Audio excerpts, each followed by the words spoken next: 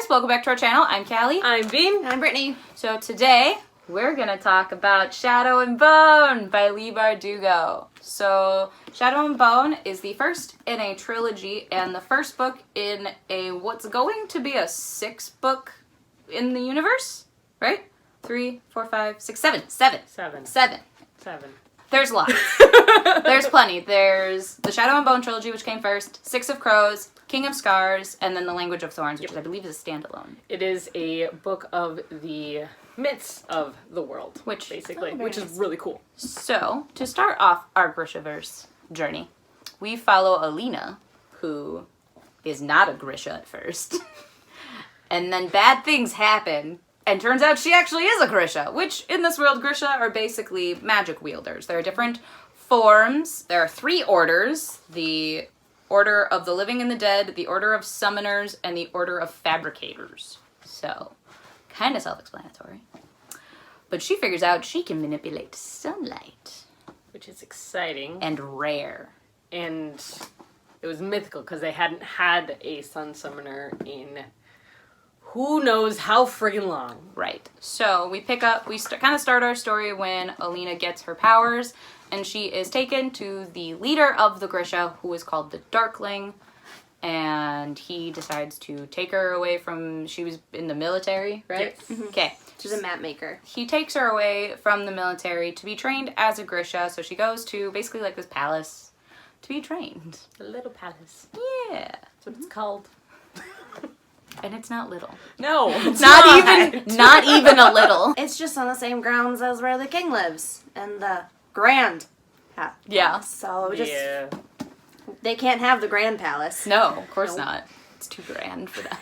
But Grisha are pretty revered in this society. They're either revered or hated. It's kind of no middle ground. Mm-hmm. So the Darkling thinks that Alina can save them from the Fold, which is basically this big dark area filled with man-eating, man-killing monsters that a past Darkling accidentally created because he got power hungry. I'm not sure that he accidentally created it. Accidentally. He created it. Accidentally. It was his, great-great-great-grandfather or something like that. Something to that nature. A previous Darkling made it.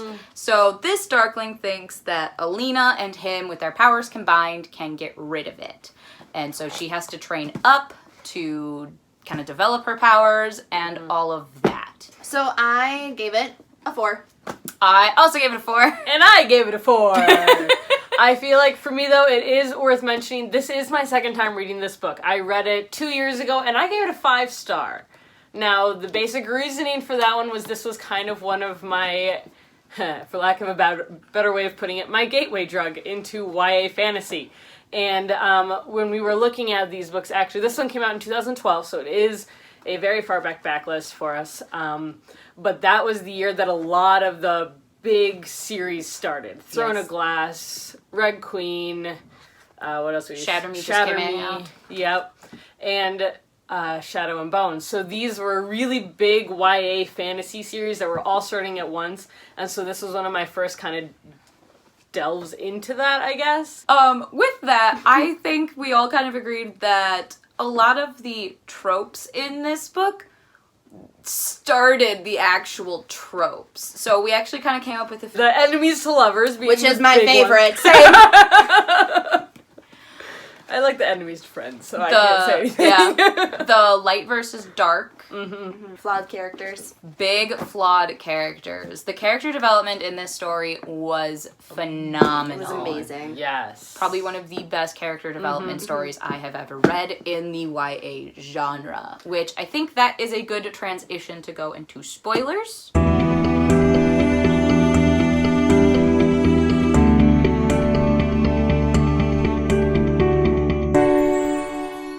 Welcome to Spoilerland. We all have lots of thoughts, especially pertaining to our good old friend, the Darkling. Oh, the Darkling. So later in the book, when we find out that the Darkling is actually the one who created the Fold, and he wants to expand the Fold and just ruin everyone's day. Rude. We find it out from his mom, which I thought was really funny. I enjoyed it. I thought that was really cool because I did not like her. She was one training Alina, and I thought she was just kind of a crazy old Batwoman.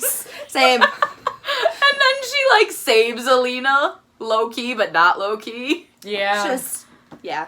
I thought that was It's like, honey, please. so well done. So well done. It was really well written. I was kind of at the same point as Elena was, where I was just like, why is she... No, this is crazy. Like, I don't believe this. And then the slow realizations I was like, were oh my god, occurring. that's why he treats you that way. Yeah. That's why he's afraid of you. You're Yeah. his mom. Yeah. I actually went back and reread a couple of scenes, because I was like, oh, this makes sense. It made a lot more sense with some dialogue and everything that we got prior. Yeah. But yeah, so when we find out his nice little plans, I still kind of like the Darkling. Oops. Yeah. Which I feel like is not low-key everyone's Yeah. favorite character. I feel like everyone is enjoying the we feel bad for the bad guy kind of thing. He's almost not kind feel of bad like- for him, but He's almost kind of like Thanos, where you kind of understand what he wants, but you're like, not the way to go about it, dude. Like, you kind of get it. yeah. Almost kind of like with Grindelwald. Like, that's kind of where I feel like the Darkling falls. Yeah, like there's a reason Yeah. you're doing this, and I get it. And it's rational. But honey, But no. no. See, for me, I don't know how many people out there watched Once Upon a Time, Yep. the ABC show. I kind of, he reminded me a lot of Rumpelstiltskin Ooh, and Mr. yeah. Ooh, like that character. Yeah. And I that. was like, ooh, I like this connection. I could actually almost picture the actor kind of going through the motions, and I was like, I know he's a little too old, but like just similarities were like, ooh, I really like this. I didn't think about that. Now that's what I'm going to envision. Yes. But yeah, so it was very interesting, and I think a really well-rounded villain, but also a character that I don't want to say root for, but root for. But he wasn't one of those villains where you're just like, oh, villain, evil, bad. Yeah, no. Yes, but no. Like, I feel like I can save him. Like, that's where I'm kind of at for him, where I'm just like, I have hope for you, child. I feel like that might be slightly spoilery. Or foreshadowy. Maybe indeed. But, so moving on from Darkling to Alina with the enemies to lovers, where we definitely saw that. I think that the symbolism between the two, where she represents light, he represents dark. I love that symbolism a lot. Like, a lot. But I think Alina and him actually really complement each other, because she is a very flawed character. I like that she acknowledges that she's a flawed character. I feel like so much, especially in YA, it's like, oh, well, I'm not going to tell you when I'm wrong. They're just kind of, I don't know, but she, like, admits that she did something wrong, and then she tries to fix it. Or she tries to be like, all right, what can we do to fix this? Is there something that can happen? She felt realistic in that She did. sense. I don't know. I loved her sass. I She was love so the banter. sassy. The banter was banter real. amazing. So, Cool. with the light and dark symbolism we have, the lovely cover comes into play. Well, the With recover. the new cover, comes Not my into cover. comes into play with the stag. I thought it was just kind of like a cool cover. No, it comes into play. Yes. So they're trying to find this magical stag to get its antlers to act as an amplifier for Alina's powers. And the Darkling continues to say that they have to kill the stag and all of this, but when Alina is presented with the stag, she decides to spare its life. And that just sort of adds in and weaves in more light versus dark symbolism, and I'm here for it. Yes. 100% of the way. Because the idea of an amplifier is the person that kills the magical being is the one that is able to control the power. So with Alina, she's like, oh, well, I can control the power then to defeat the fold. Whereas the Darkling's like, I can kill the stag and I can control Alina to help me expand the fold. And that was kind of the idea. It was like, I'm buying into this kind of, I don't want to say war, but this battle between the light and the dark, and I really enjoyed it. No, it was super well done. Oh, for sure. I loved it. And then I guess the only really big thing we could talk about is Mal. I'm a little indifferent with Mal. We just don't see him a lot in this No. book. So I'm assuming we will be getting more of him in the next book, since how the first one ended. Yeah. I He's read kind the- of right there. Guys, I read the first page of the preview, and yeah, we see a lot. Okay. Yeah, I was gonna say I read the first. I think I had the first chapter in my book. I do like how it's also playing into the trope, which I don't think was a trope, but back when this was released, is now a trope, the friends to lovers trope, which I really like that one too. Yeah. Because you get that building of a relationship, and I love that aspect in books. I also kind of want to talk about how Alina knew when she was 8 that she was Grisha, but she decided to suppress the power because she knew that if she actually showed it, that she would be ripped away from Mal, which actually I really enjoyed that idea that self-sacrifice almost, which I think will come later into her character because she is this representation of light. Yes. Between that and she chose her own kind of destiny as far as Kind that of, goes. yeah. she did. She didn't conform to what the rest of the world wanted her No. to do. She was like, no, I don't wanna, so I'm not going to. And it also shows I how love powerful she is because she was able to suppress her power even with an amplifier that's trying to bring out her power. At 8. At 8. Yeah. When she had no idea what she was doing. Right. And I thought that was really amazing. And then it actually comes into play even more that she had to sacrifice her memories of Mal to be able to hone in her power, which was awesome. I was like, I like this reveal. I was really nervous that it was going to be, she got to the palace and she would be able to hone her power like that. Do it, where it took time, and I loved that. It gave it a more realistic feel opposed to where I've seen some of the things. It's like, I have powers and automatically know how to use them. No! Where it took I want to say probably 3 or 4 months. I kind of assumed it was August, September to December, January. It took her 3 to 4 It took her a months. couple months. And it was the realization where she's like, I have to let go of the feeling of losing Mal because I technically already lost him. Yeah. Even though she really didn't.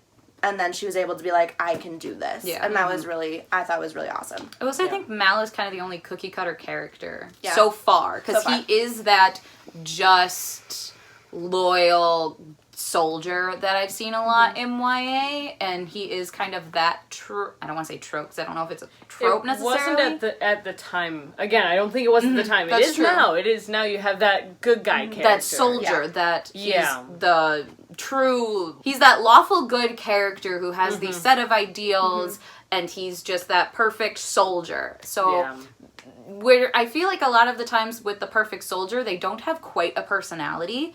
This one, I could feel it developing, but I definitely hope more we get to learn more about Mal. I just think that maybe we just don't see enough of him in this one. Well, and that's kind of the whole thing. This one really isn't about Alina and Mal's relationship really at all. It's about the Darkling. It's about Alina and the Darkling and her figuring out what the heck is actually going on in this country that they were supposed to be fighting for, and meeting the king, meeting the queen, meeting all of these people and figuring out what's actually going on. Yeah. As much as we talk a little bit about info dumping in YA novels, this book didn't info dump. Did not. But it taught you a lot about the world by showing it to you. Which is, I think, my favorite way to do it. Yes, which is a much better way for writing. It's a more organic way of learning about the world opposed to, here's a list of the countries, here's a list of the ethnicities, here's a list of the magic system. I prefer to learn about stuff more organically as the story unfolds. And this does a phenomenal job of it. Yes. Even though I was a little confused at the beginning about the different kinds, but that's because I skipped the first page where it explained the powers. Oopie. And I think that also part of it too is that it is based off of Russian folklore. Yes. So Russian folklore is not something we see a lot of. No. It's not something we know. We know Grimm, we know German history, we know that. We don't know Russian folklore. And you can especially see it with the older covers. These are, it's Russian based, very heavily Russian. So lots of the names kind of have that feel to them. And it's word, nope. Yeah. I'm American. There's I a few can't words. say that one, I'm language. sorry. It takes some time to getting used to, but I think that Leigh Bardugo does it so well. She is a wonderfully amazing writer. Oh, I have yet to dislike one of her books. Yeah. And I've read 3. Okay, so here's a question for you. Now that you've read this, does parts of Six of Crows make more sense? Yes, it does. So I accidentally didn't read Leigh Bardugo's books in order. I read the Six of Crows duology earlier this year without having being told that I had to read this series first. Poopy. So I was super confused during like the first half of Six of Crows, which is one of the reasons I didn't quite enjoy it as much. Loved Crooked Kingdom and the second half of Six of Crows, but the beginning, because all of the information I was supposed to know Is right here. is right here. Yeah. She didn't put it in Six of Crows, so I was super confused, but a lot more stuff makes sense now. But that's kind of a cool thing to know about these books and about Leigh Bardugo is, I believe all of her books take place in the same universe. Except her new one that comes out today. True. But it's not so much that you have to read them in a certain order, but it definitely helps. It does. And I've heard this from multiple people I now, will too. say, like, Crooked Kingdom gave me the spoiler end of Ruin and Rising. Well, that's annoying. I do know what happens to Alina, so that was a bit of an issue. But I mean, I'm one of those people where I'm okay with spoilers. I'd still like to see the journey and how they get to that point, because it was just Same. like a one sentence what happened to Alina, whereas I want to read the 3 books to see how she got there. So I'm still gonna read it. I am a bit spoiled for it, which is okay. I'll live with it, but I will say after I finish this series, I will probably reread Six of Crows because I do want to read King of Scars and I want to read it the whole thing in the actual order it's supposed to be read. So, The Hazelwood by Melissa Albert. We will be reading this in the month of October and discussing it probably around the same time, mid-November-ish. This is one of the prompts for our full-time readathon, which we will link down below to see the announcement and our TBRs for this readathon. It is happening all month, so we are very excited. I don't think any of us have started this book yet. It's next for me. Yeah, I haven't picked it up yet. So Whenever I get to it, I'll we'll see. I'll get there. Obviously. I'll read it this month. At some point Pretty in time, sure. I'll read it. So, that's all we have for this time. Feel free to like, comment, and subscribe. We post videos every Tuesday, Thursday, and Sunday. And if you want to be reminded whenever we post those videos, feel free to hit the little bell icon right down below here. And be sure to follow us on Instagram. Our individual and joint handles are linked below, as well as our Goodreads accounts. And we will see you guys in our next one. Bye!